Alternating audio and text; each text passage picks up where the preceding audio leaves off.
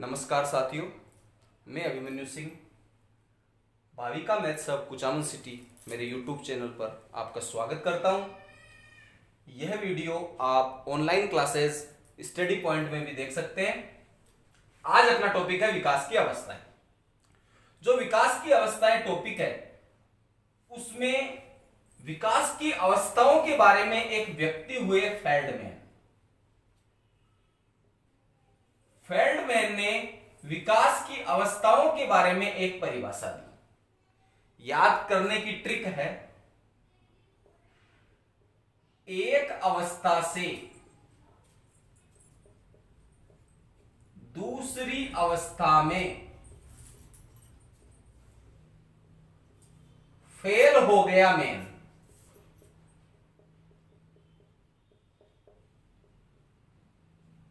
कि फेल्डमैन की परिभाषा को याद कैसे करें?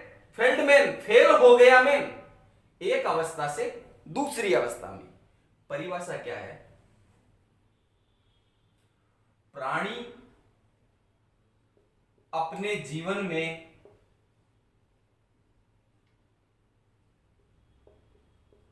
एक अवस्था से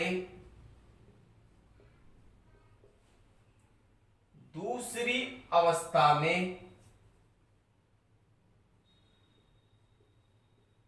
प्रवेश करता है।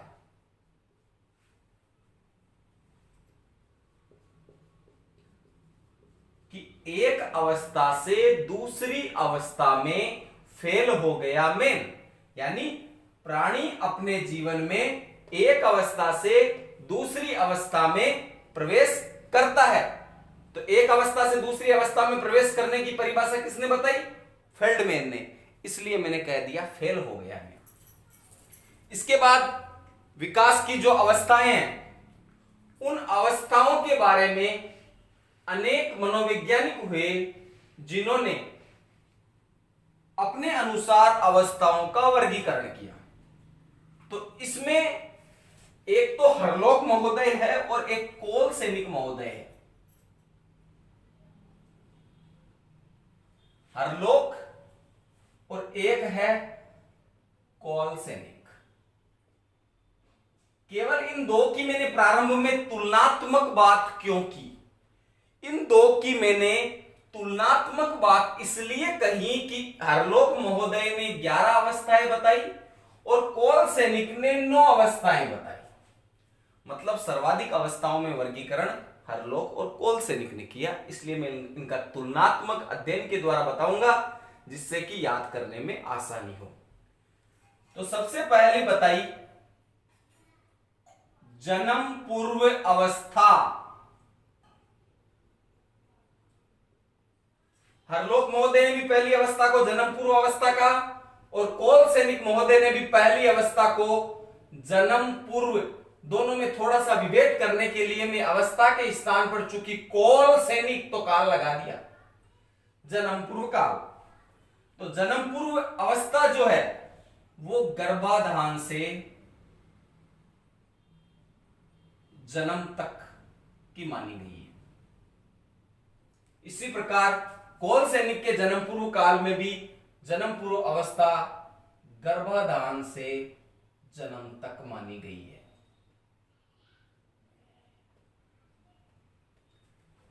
इसके बाद बच्चे का जब जन्म हो जाता है तो कहा जाता है कि उसने शैशव रूप धारण कर लिया है। तो इसे कहा गया शैशवावस्था। इधर भी वर्ड आया शैशव अवस्था या शैशव काल। काल इसलिए यूज कर रहा हूं ताकि दोनों में विभेद एक रहे, अवस्था और काल। शैशवावस्था को पहली तो बात, शैशव अवस्था क्या है? शिशु के रूप में जन्मा हुआ नवजात ही शैशव कहलाता है। वर्ड पे ध्यान देना, शिशु के रूप में जन्मा हुआ नवजात ही शैशव कहलाता है। हरलोक महोदय ने इसे जन्म से 2 सप्ताह के अंत तक को बताया। वहीं कोलसेनिक महोदय ने थोड़ा ज्यादा, जन्म से 3 या 4 सप्ताह और 4 सप्ताह से तात्पर्य है 1 माह। उसके बाद जैसे ही जो बच्चा जन्म हुआ नवजात के रूप में उसे शैशव कहा, परंतु उसके शैशव के रूप में पैदा होने के बाद जो गुण हैं, जो उसमें विकास विवृद्धि ग्रोथ होती है, उसके आधार पर कोल सैनिक ने शैशव काल को 2 भागों में डिवाइड कर दिया। पूर्व शैशव काल मतलब शैशव काल का प्रारंभ और उत्तर शैशव काल।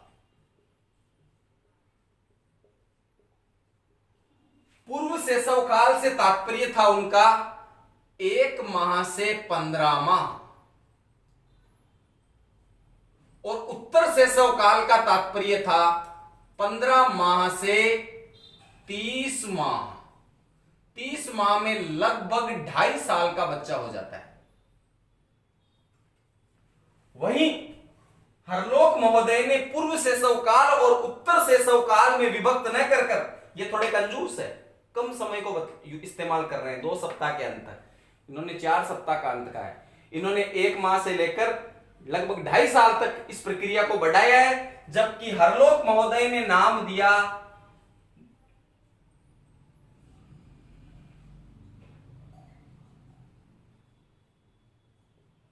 नवजात अवस्था। शैशव काल जन्म पूर्व अवस्था, शैशव काल, और इन्होंने बोल दिया नवजात। ये उन्होंने बताई क्या थी नवजात की अवस्था कि साहब 2 सप्ताह के अंत से, जो यहां पे समाप्त हुआ उसके आगे से 2 सप्ताह से के अंत से 2 वर्ष के अंत तक, आधा साल पीछे चल रहा है, ये 2.5 साल तक चल रहा है, ये 2 वर्ष के अंत तक इन्होंने इसको डिवाइड कर दिया। इसके बाद बाल्यावस्था आई। बाल्यावस्था को हरलोक महोदय ने 2 भागों में बांटा, पूर्व बाल्यावस्था और उत्तर बाल्यावस्था।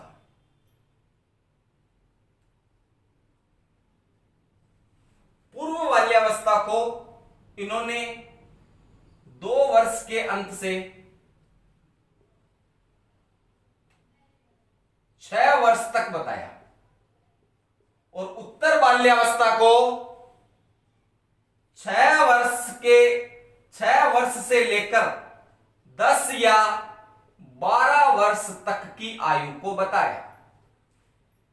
ध्यान देना, कोल सैनिक महोदय थोड़े खुले हाथ से चल रहे हैं, हरलोक महोदय थोड़ा कंजूसी बरत रहे हैं, समय में भी और अवस्थाओं में। यहां बाल्यावस्था को केवल इन्होंने 2 भागों में बांटा, जबकि कोल सैनिक महोदय ने बाल्यावस्था को 3 भागों में बांटा।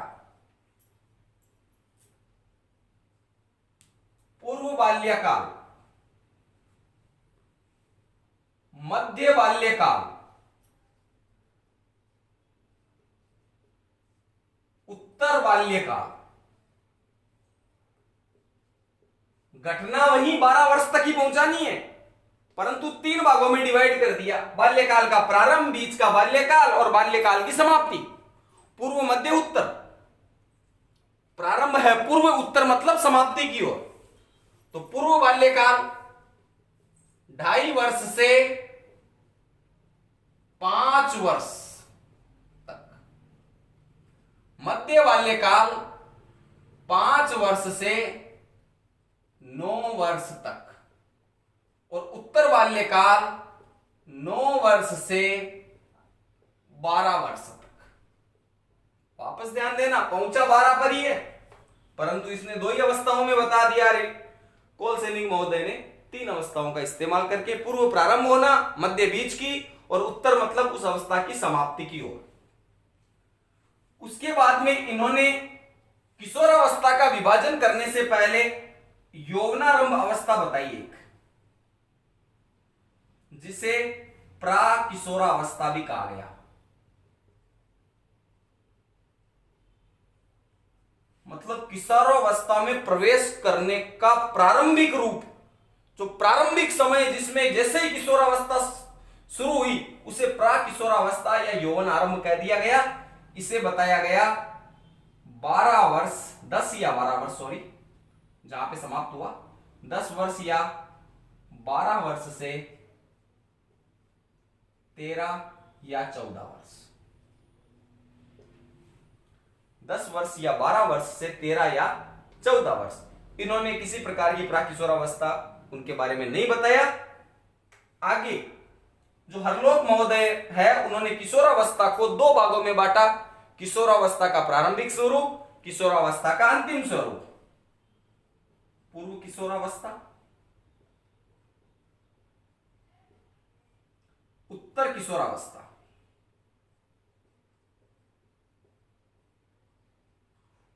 पूर्व किशोरावस्था को जहां समाप्त हुई है, ध्यान देना दोनों में 4-4 साल का अंतर है। 13 या 14 वर्ष से 13 में 4 जोड़े 14, 15, 16, 17 वर्ष और 17 में 4 जोड़े 21 वर्ष। दोनों में कितने का अंतर है? 4-4 का। पूर्व किशोरावस्था, उत्तर किशोरावस्था। इन्होंने भी किशोरावस्था को दो भागों में बांटा, पूर्व किशोरावस्था,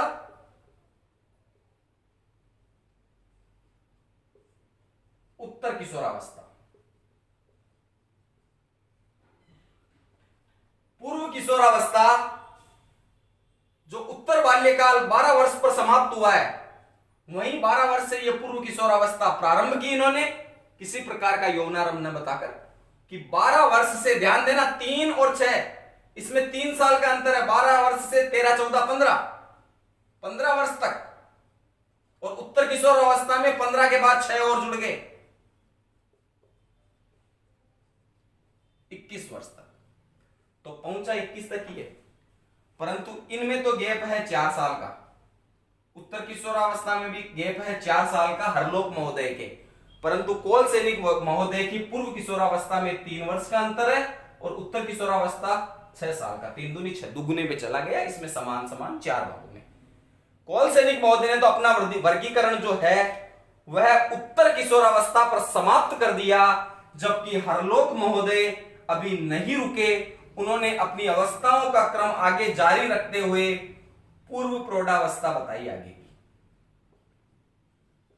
पूर्व प्रौढ़ावस्था को जहां पे समाप्त हुआ है किशोर 21 वर्ष से 40 वर्ष तक। प्रौढ़ होने से पहले की आयु 21 वर्ष से 40 वर्ष। और पहले के जमाने में 100 साल उम्र, लगभग 20वीं सदी में, 21वीं सदी के प्रारंभ या 20वीं सदी में मनुष्य की आयु 100 साल निर्धारित की गई थी। 100 साल निर्धारित के कारण जो बीच की आयु है वो एवरेज 50 वर्ष, मतलब 40 और 60 का एवरेज क्या मिलता है? 50। तो ये बीच की आयु मध्य वय है। मध्य वय ये बताई उन्होंने 40 वर्ष से 60 वर्ष तक।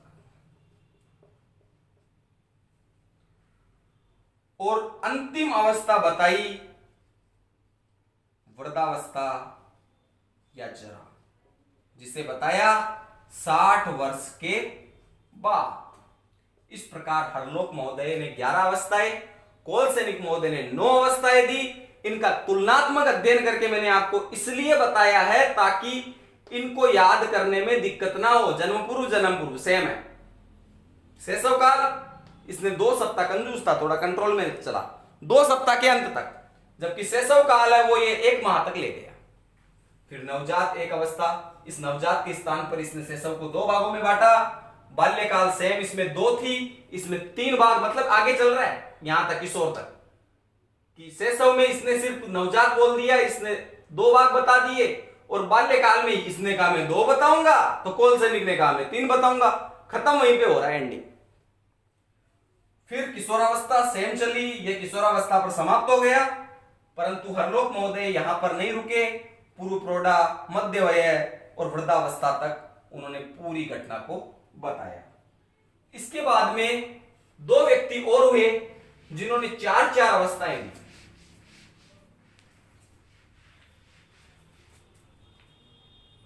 व्यक्ति है रोस महोदय और एक व्यक्ति है अर्नेस्ट जोन्स। जो रोस महोदय है उन्होंने 4 अवस्थाएं बताई, किशोरा पर समाप्त कर दिया। मामला किशोरा पर समाप्त है, अवस्थाएं 4 किस प्रकार बनी? पहली आप जानते हो, शैशव काल, और किशोर पर रोस, रोस किशोर, रोस रोस किशोर। रोस का और किशोर का सेकंड अक्षर स है। रोस में भी सेकंड अक्षर स है और किशोर में भी सेकंड अक्षर स है। तो रोस ने समापन कहां पर किया? किशोर पे। तो चौथी अवस्था क्या होगी? किशोरावस्था। शैशव से प्रारंभ, किशोर पर समाप्त। बीच में फिर भी 2 भाग बच रहे हैं, मतलब पूर्व बाल्यकाल और मध्य बाल्यकाल।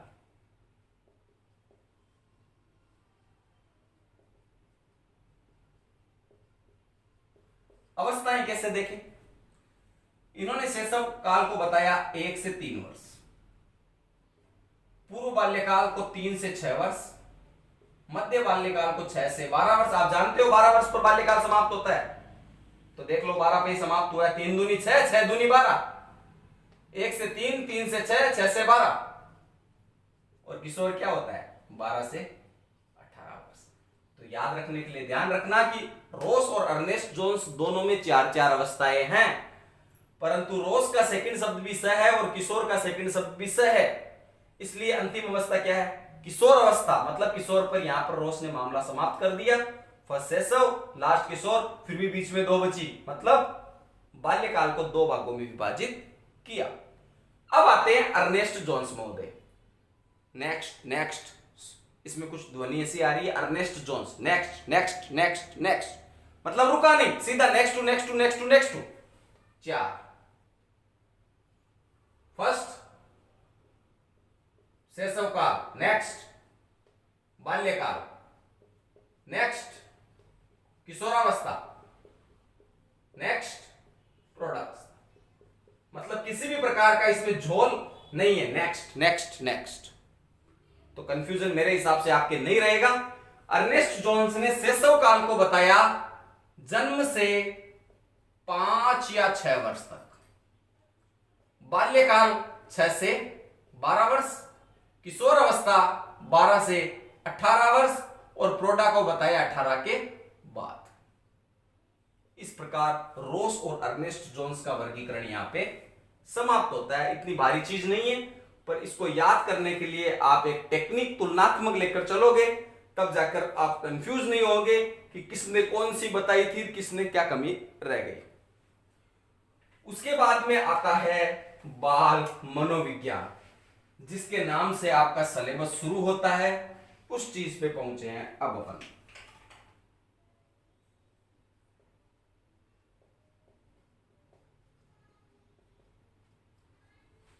ध्यान देना, मनोविज्ञान क्या परिभाषा है?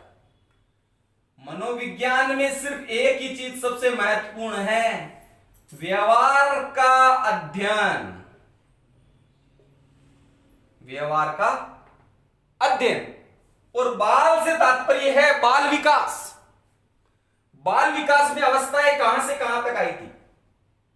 जन्म से लेकर परिपक्वावस्था। बाल विकास में कहीं पर भी व्यवहार का अध्ययन नहीं आता है, परंतु बाल विकास के को मनोविज्ञान के रूप में जब पढ़ेंगे, बाल मनोविज्ञान के रूप में, तो मनोविज्ञान का शाब्दिक तात्पर्य है व्यवहार का अध्ययन। और बाल विकास में अवस्थाएं थी जन्म से लेकर परिपक्वावस्था तक। तो बाल मनोविज्ञान की परिभाषा हो गई, जन्म से लेकर परिपक्वावस्था तक व्यवहार का अध्ययन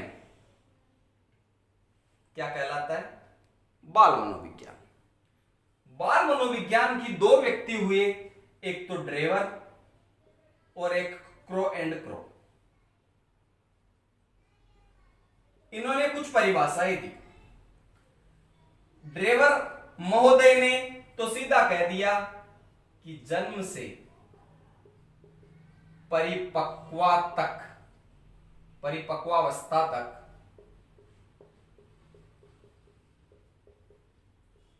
विकास का जो अध्ययन है, जन्म से परिपक्वावस्था तक जो विकास हुआ उसका अध्ययन जिसमें करते हैं वही क्या है? बाल मनोविज्ञान। यह परिभाषा किसने कही? ड्रेवर महोदय ने, कि जन्म से लेकर परिपक्वावस्था तक विकास के अध्ययन को बाल मनोविज्ञान कहते हैं। कि साहब जन्म से परिपक्वावस्था तक जो भी विकास हुआ उस विकास का अध्ययन किसमें करेंगे? चूंकि ये बालक से संबंधित है तो ये मनोविज्ञान बाल मनोविज्ञान। क्रो एंड क्रो महोदय जो बाल विकास की परिभाषा दी कुछ वैसी ही। तो बाल विकास में इन्होंने कहा था गर्भावस्था के प्रारंभ से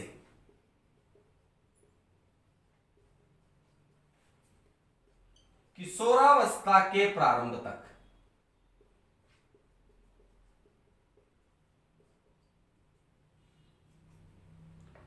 बाल विकास में की जो परिभाषा थी उसमें यह लाइन इतनी की इतनी ऐसी की थी कि गर्भावस्था के प्रारंभ से किशोरावस्था के प्रारंभ तक होने वाले परिवर्तन। वहां पर तो शब्द था गर्भावस्था के प्रारंभ से किशोरावस्था के प्रारंभ तक होने वाले परिवर्तन, और वो परिवर्तन को इसने कहा था बाल विकास।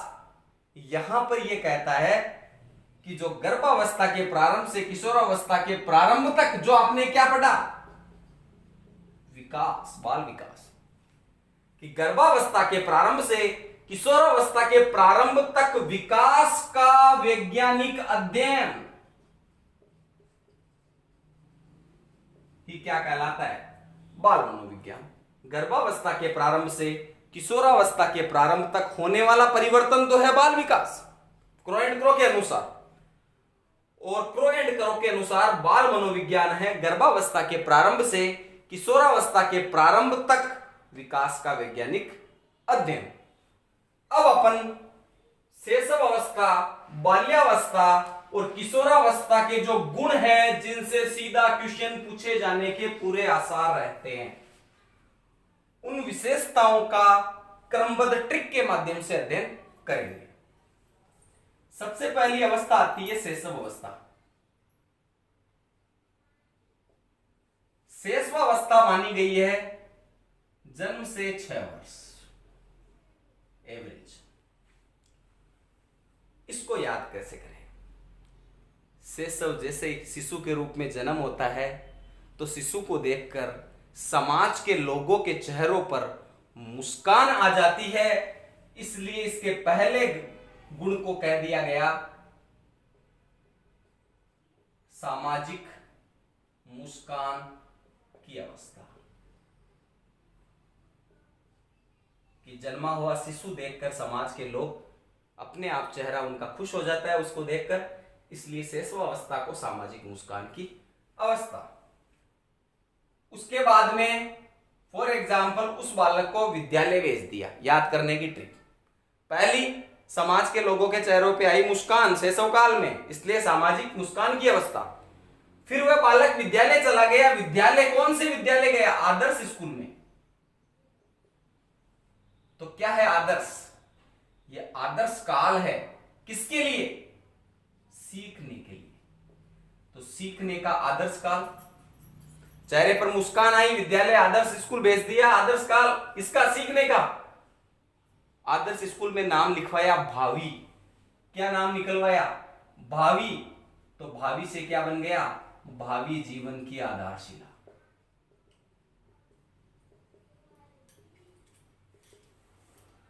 अब जब भावी जीवन की भावी इस विद्यालय में मैंने याद करने की ट्रिक बनाई है कि विद्यालय गए, सबसे पहले उसको देखकर चेहरे पे आई मुस्कान, तो सामाजिक मुस्कान की अवस्था। भेज दिया आदर्श विद्यालय, तो आदर्श काल किसका? सीखने का।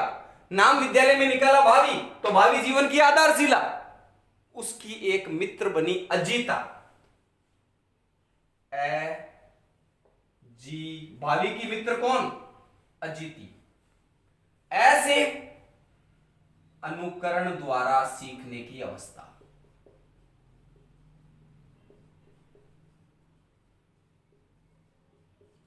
जी से जीवन का महत्वपूर्ण काल। ती से आप जानते हो सबसे तीव्र शारीरिक विकास शैशव काल और किशोरावस्था में होता है। तो 30 से वही होगा तीव्र शारीरिक विकास की अवस्था। दो बातें बची कि शिशु क्षण भर में रोता है, क्षण भर में हंसता है, क्षण भर में खेलता है, क्षण भर में नाराज होता है। ये सब क्या है? रोना, हंसना, खेलना, ये है उसके संवेग। लेकिन वो संवेग कैसे हैं? क्षणिक, क्षणिक संवेग की अवस्था। और संवेगों का जो निर्माण होता है बालक में, समुचित संवेगात्मक विकास का स्वर्णिम काल। आगे अपन टॉपिक संवेग पढ़ेंगे, वहां यह चीज क्लियर होगी कि जो भी संवेग है, सभी के सभी संवेग मानव में विकसित होने का सबसे स्वर्णिम काल कौन सा है? शैशव काल। क्वेश्चन ऐसे ही बनेंगे, संवेगात्मक विकास का स्वर्णिम काल कौन सा है? साफ शैशव अवस्था। इस प्रकार से ये कुल मिला के 8 विशेषताएं हुई कि सामाजिक मुस्कान की अवस्था, बच्चा पैदा हुआ, चेहरे पर समाज के लोगों की आई मुस्कान, विद्यालय भेजा, आदर्श स्कूल तो सीखने का आदर्श काल, नाम निकाला विद्यालय में भावी तो भावी जीवन की आधारशिला, और अनुकरण द्वारा सीखने की अवस्था। ये ट्रिक क्या बताई मैंने? अजीति नाम, भावी की मित्र बनी अजीति। ऐसे अनुकरण द्वारा सीखने की अवस्था, जी से जीवन का महत्वपूर्ण काल, ती से तीव्र शारीरिक विकास की अवस्था, क्षणिक संवेग परिवर्तन, क्षणिक संवेग की अवस्था, और सभी के सभी संवेग है उनके विकास का सबसे स्वर्णिम काल कहलाता है शैशवावस्था। इसके बाद आती है बाल्यावस्था।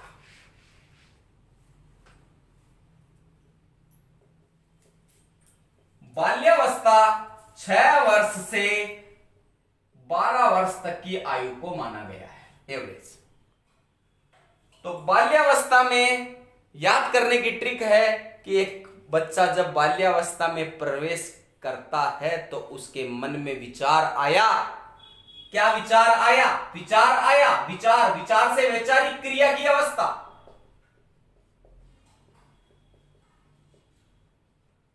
क्या विचार आया? ट्रिक बनाइए कि बाल्यावस्था में प्रवेश करते ही विचार आया, मतलब वैचारिक क्रिया की अवस्था। क्या विचार आया? कि मैं भी टोली बनाऊं, टोली, दल या समूह की अवस्था। इस अवस्था में बालक टोलियों में रहते हैं, दल बनाकर खेलते हैं, समूह बनाकर रहते हैं।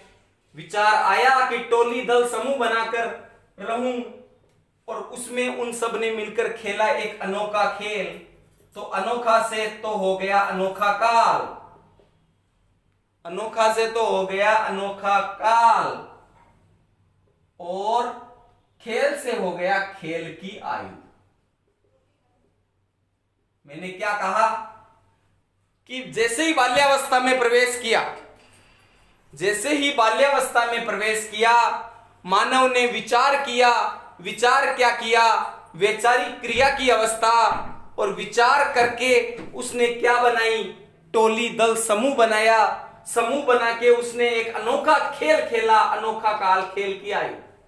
लड़ पड़े आपस में, ट्रिक बता रहा हूं, कोई इसमें अंदर नहीं है। लड़ पड़े आपस में मतलब प्रतिद्वंद उत्पन्न हुआ, प्रतिद्वंदात्मक सामाजिकरण की अवस्था, कि उन सब में आपस में प्रतिद्वंद उत्पन्न हुआ। रात में जाकर मूर्त चिंतन किया उस टोली ने, मतलब मूर्त चिंतन की अवस्था, कि हम लड़े क्यों? हम मिथ्या ही लड़े थे, मतलब मिथ्या परिपक्वता की अवस्था। ट्रिक बताई है मैंने। विचार किया बाल्यावस्था में प्रवेश करते ही कि टोली, दल, समूह बनाऊं, फिर खेला एक अनोखा खेल। अनोखा खेल खेलते खेलते प्रतिद्वंद उत्पन्न हो गया, लड़ने लग गए।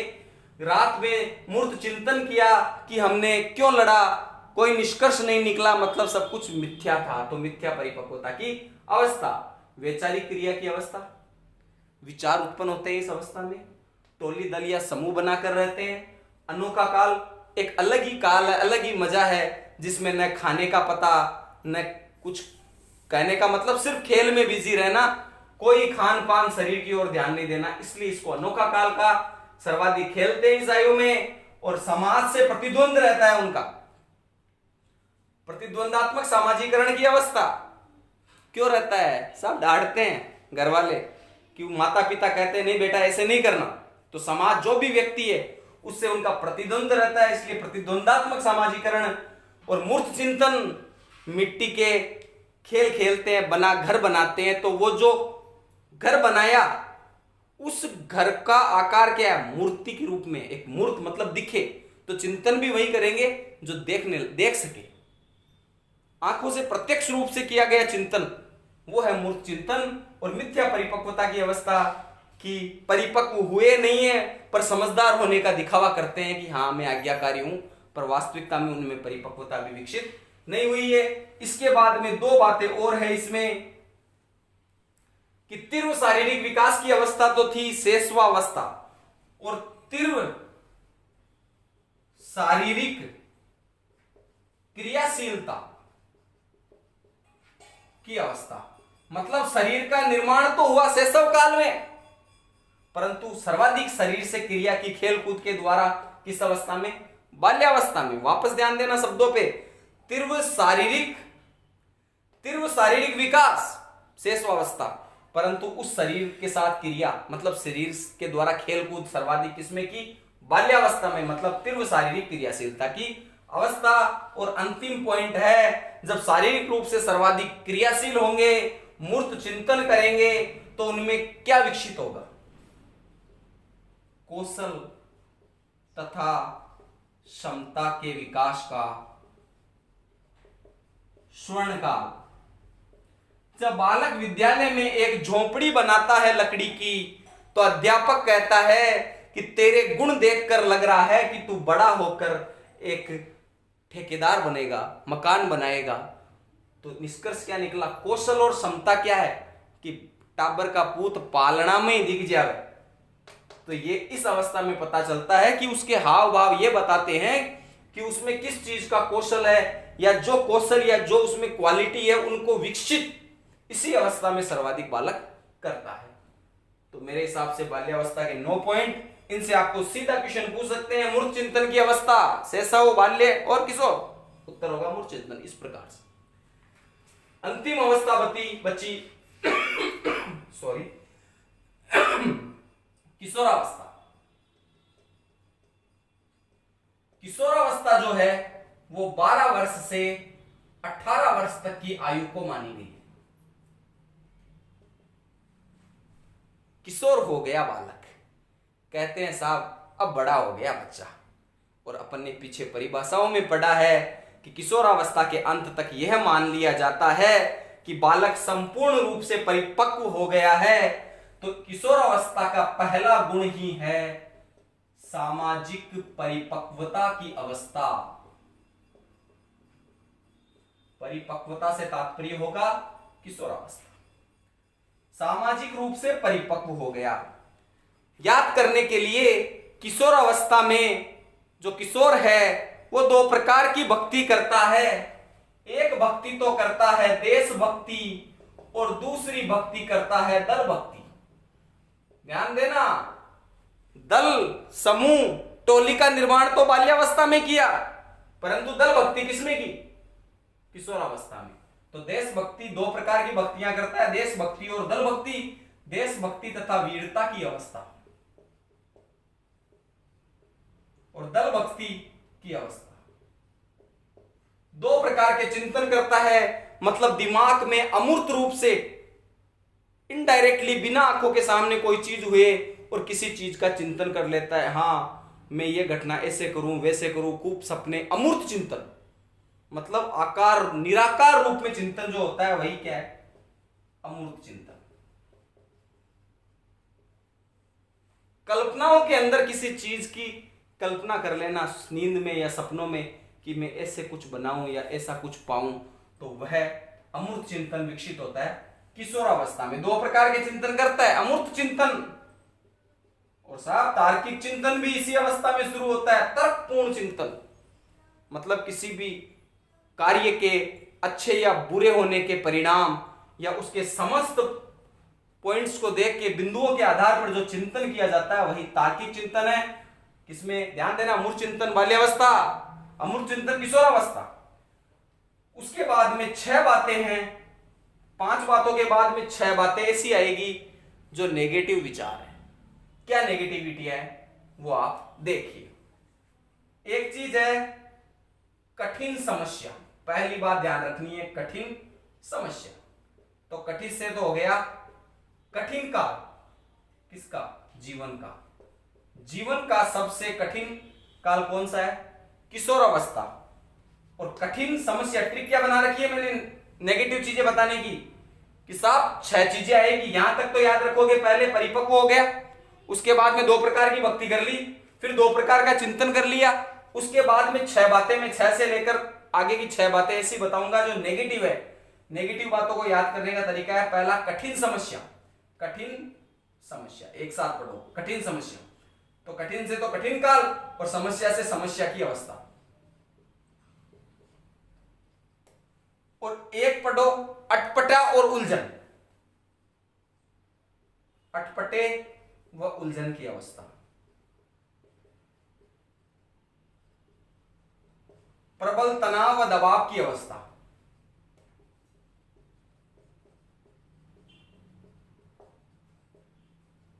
उथल पुथल की अवस्था।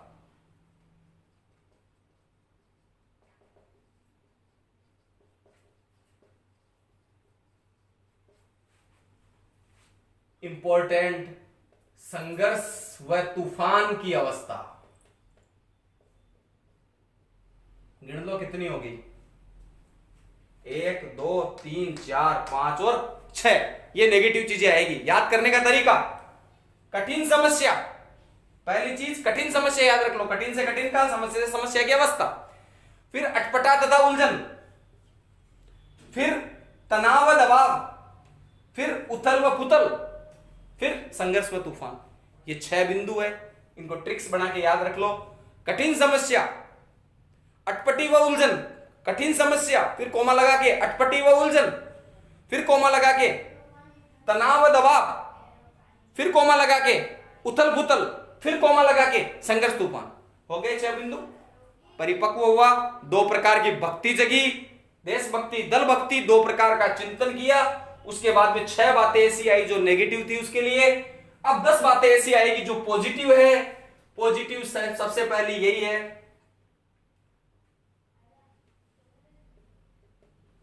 तीव्र विकास की अवस्था, द्रुत एवं तीव्र, बहुत तेजी से विकास होते हैं। 10 ऐसी बातें जो पॉजिटिव भी आएगी। सॉरी, सबसे पहली बात द्रुत एवं तीव्र विकास की अवस्था। उसके बाद में इसे कह सकते हैं आप बसंत ऋतु। उसके बाद आप कह सकते हो इसे स्वर्णिम काल। उसके बाद आप कह सकते हो इसे सामाजिक स्वीकृति की अवस्था।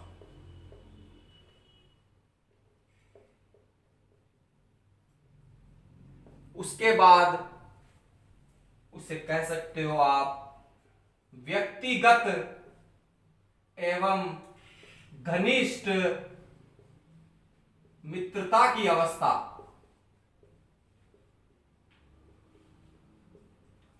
उसके बाद आत्मसम्मान तथा आत्म स्वीकृति की अवस्था।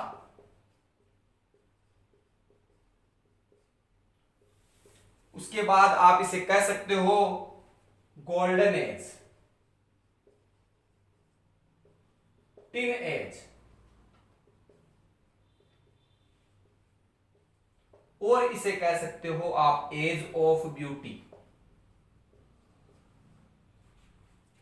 तो कुल मिला के 9 से 10 बातें आई है जो पॉजिटिव है कि द्रुत एवं तीव्र विकास की अवस्था, बसंत ऋतु, किशोर अवस्था में विपरीत लिंगी के प्रति जो आकर्षण है लड़के और लड़कियों में वो इसी अवस्था में देखने को मिलता है।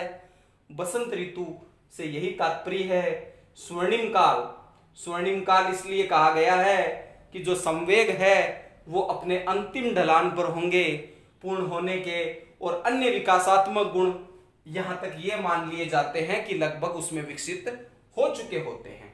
समाज में स्वीकार्यता बढ़ती है और जो घनिष्ठ मित्रता है वो इसी अवस्था में परिपक्व होती है।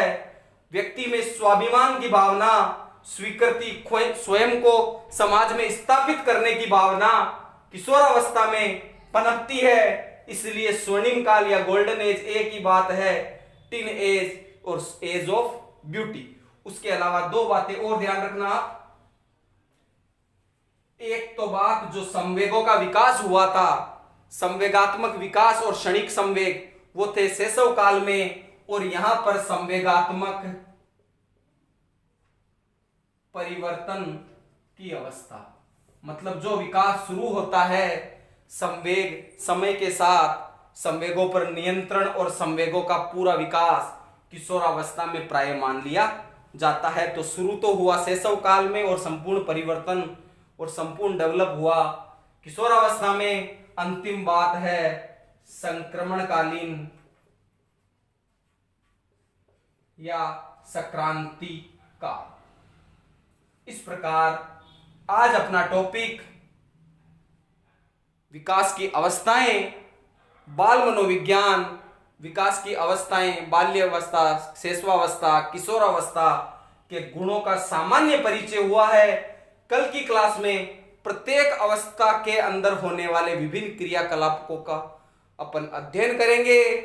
एक और बात, ये जो वीडियो है ये केवल उन्हीं के लिए है जिनको एग्जाम की ढंग से तैयारी करनी है। मुझे संक्षिप्त वीडियो पर मैं नहीं चलता, समय देखकर वीडियो नहीं बनाता कि 15 मिनट का बना लूं। वीडियो बनता है मेरा टॉपिक के अनुसार। अगर किसी के लिए फायदेमंद है तो वो इसे लाइक करे, शेयर करे। धन्यवाद।